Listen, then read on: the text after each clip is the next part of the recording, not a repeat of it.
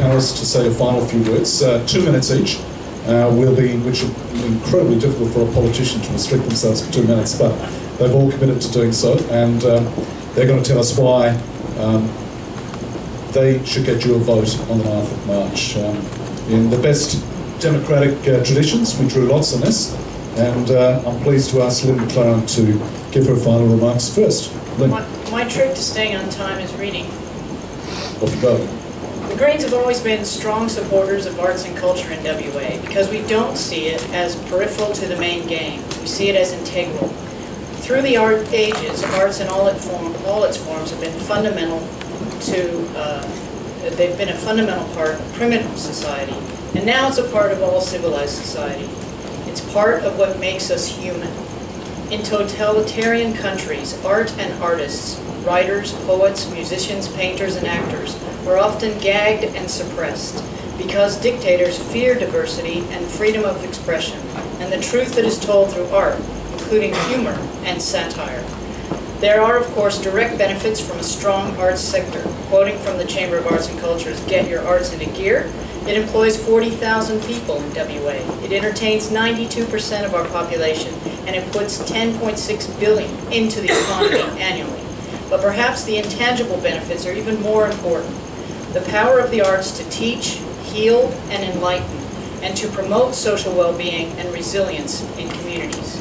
In regional WA, the arts have a vital role to play, and on behalf of the Greens, I've publicly affirmed our support for the regional arts policy recently released by Country Arts. The Greens have a vision of WA that is holistic and sustainable. Of course, good planning, transport, health, and housing policies are essential for a functional society, but it is the arts that are essential for our very humanity, and that makes us laugh, makes us cry, and that helps us to be inspired and create a thoughtful, imaginative, creative, and moral society. Lynn Maclaren, thank you. I was just about to reach for my bell, but she crept in. We'll hear from John Hyde and John Day in a few moments, but Colin Holt, you're up next. Thank you. I think what the Nationals have been able to do in the last 4 years is really refocus how people live and work and survive in regional Western Australia. I think we've made a significant contribution already to arts and culture in the regions, and we would certainly like to have that ability to continue it. That only comes, as you said, I think, with the balance of power in government that has us in a position that we can put the case for regional Western Australia most strongly. We've already released a discussion paper and a commitment of $16 million into the arts over the next 4 years. Doesn't really spell out what we want to do because I don't think we really know what we want to do. We're a small party of 10 and we require and need people from the arts community to interact with us and tell us what they think we should be doing. So that's a commitment. I think the other thing about it is gifted and talented education. There are art streams in that. There's visual arts, performing arts and dance. There are 16 schools in the state that offer gifted and talented education. None of them in regional Western Australia. That's about to change with our idea of taking the arts programs specifically, but also the academic stream, the languages streams, out to regional schools and regional WA. We know that there's plenty of students out there who want to see a career in the arts, and the only way at the moment to further their education within the education system is to come to complete it. We're going to push to have those programs extended into regional Western Australia. So our plan is pretty clear. We've got a fund that we can implement through the royalties for regions. We want it to continue for regional Western Australia. Okay, Colin Holt, thank you. John Day, you're next. Thank you, John. I entirely agree that having a vibrant cultural and artistic sector is central to having a civilised and a vibrant community. It is really important for a whole range of reasons. Mental health has been referred to, but to stimulate people, to educate people, to entertain people, and to help provide a civilised society, as I said. It is important that some aspect of the arts is accessible to everyone in the community, whether it be performing arts, visual arts, screen arts, literary arts, or digital activities which are becoming more important. It is important that the sector is well resourced, both from government and private sector, corporations and public funding, and it is always the case that more can be done, and I'm sure all arts ministers in the future will be arguing cases for some things that will be agreed to at a particular point in time and others which won't happen at that time, and I'm no different. So, more can always be done, but I'm certainly not going to be apologetic for what has been achieved in the last 4 years and what, if we are re-elected, we hope to continue to achieve. Having a decent building for the West Australia Museum is central to that. It is an important educational, cultural and importantly scientific organisation. But that's not the only part of what needs to happen.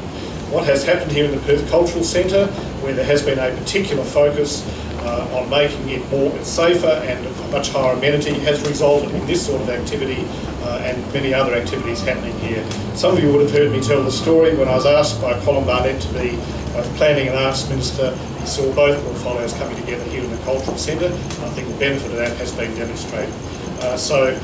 There will be many more things undertaken. Colin Barnett does actually have a strong interest in the arts and he attends quite a range of events, as I'm sure many of you would have seen. There's obviously hard decisions that need to be made in government, but we will continue to provide strong leadership and commitment and funding where appropriate. John Day, thank you. John Hyde has got the last word. Okay, thanks John. Look, there is a very, very clear choice. You judge a political party on what they do in government. And what we did in our most recent 7.5 years was the biggest boost to the arts in this state's history. And you have to compare that with the 4.5 long years that have just expired for the Liberals and the Nationals. I like Colin very, very much, but there is one pot of money. The Nationals can't spend it once and the Liberals can't spend it once. The Liberals have not committed to 16 million in the aspirational one-page National Party arts policy. They've said after the election we'll sit down and discuss issues with the Nats. You've got to look at these details. Now I could go on about everything that we did create by getting the economy right during our 7 years in government. But what I do want to concentrate on is what we changed in Treasury. Those of us that have lived in Australia know that be it Labor or Liberal, Queensland since Joe Bjelke-Petersen funded the arts properly. Victorian governments, Liberal or Labor, fund the arts properly. What finally happened here under Eric Ripper as Treasurer was that Tim Marnie and the rest of Treasury finally understood the economic benefit of investment in the arts, the ability to attract highly skilled workers, community development, the decrease in mental health costs, all those aspects we know, and it drives those of us in the arts crazy that every time there's a change of government we have to reiterate those points. Treasury finally got it. That's why Treasury endorsed our big spends in infrastructure and the Ignite package, which hasn't been renewed. We've now gone backwards where Treasury have gone off. John Day is a lovely supporter of the arts. He's the only one in Cabinet. You need a Cabinet that is saying to Treasury, the arts matter, not only economically, but in terms of community. Walkington Theatre's still empty. Goldfields Arts Centre isn't taking bookings after August, despite Mr Barnett promising it would never be unfunded. We have the track record. I want people to consider it closely. John, thank you.